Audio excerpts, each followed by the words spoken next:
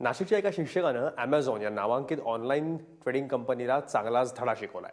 खराब वस्तू पाठवून पैसे परत करायला टाळाटाळ करणाऱ्या Amazonला कोर्टात त्यांनी खेचलं आणि आपला हक्क नितीन कुमार कदम यांनी आपल्या पदरात पाडून घेतलाच।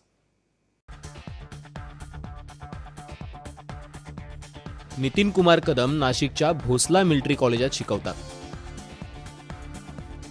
24 एप्रिलला त्यांनी Amazonवरून 11,999 रुपयांचा लिनोवो कंपनीचा मोबाईल मागवला,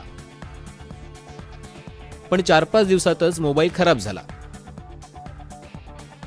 कदम यांनी Amazonशी संपर्क साधून पैसे परत करण्याची लेखी मागणी केली, पण Amazonनं पैशांऐवजी दुसरा मोबाईल कदमांच्या पदरात टाकला। तो मोबाईल कदमांनी परत पाठवला आणि पैशांची मागणी लावून धरली, पण वर्षभरानंतरही Amazon कंपनीनं दखल घेतली नाही। त्यामुळे कदमांनी ग्राहक न्यायालयात दाद मागितली।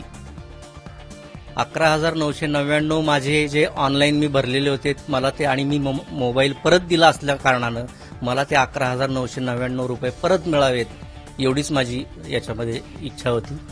पण त्यांनी ती प्रोसेस पूर्ण केली नाही। ग्राहक मंचांनी मात्र या केसचा निकाल माझं ऐकून, त्या युक्तिवाद ऐकून त्यांनी तो निर्णय दिला।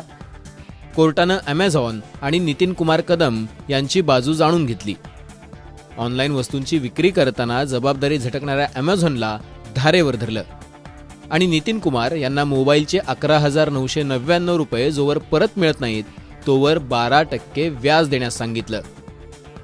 शिवाय मानसिक त्रासापोटी 3,000 रुपये आणि कोर्ट कचेरीच्या अर्जापोटी 2,000ची भरपाई देण्यास बजावलंय। Amazon हे केवळ ऑनलाईन विक्रीचे मार्केटप्लेस असून आम्ही फक्त एजंट सारखे काम करत असतो।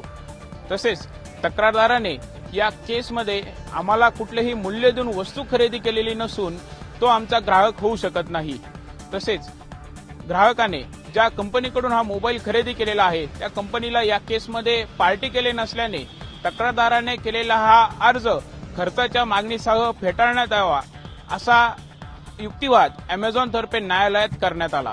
विक्रेता जेव्हा एखादी वस्तूची जाहिरात करतो आणि त्या जाहिरातीमध्ये तीच वस्तू देण्याचे जेव्हा अभिवचन देतो तेव्हा ती वस्तू देण्याची किंवा ती सेवा देण्याची बांधिलकी त्याच्यावरती कायद्यानुसार असते आणि ती जर वस्तू आणि सेवा दिली नाही तर ती वस्तू त्या विक्रेत्याने परत घेतली पाहिजे आणि त्याचा संपूर्ण विक्रीचा मोबदला परत दिला पाहिजे।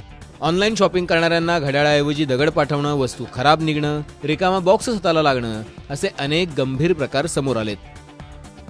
पण कोर्ट कचेरीचा डोक्याला ताप नको म्हणून ग्राहक काही वेळा शांत बसतो। पण नितीन कुमार यांनी आपल्या हक्कासाठी शेवटपर्यंत लढण्याचा नवा आदर्श लोकांसमोर ठेवलाय। प्रांजल कुलकर्णी, ABP माझा, नाशिक।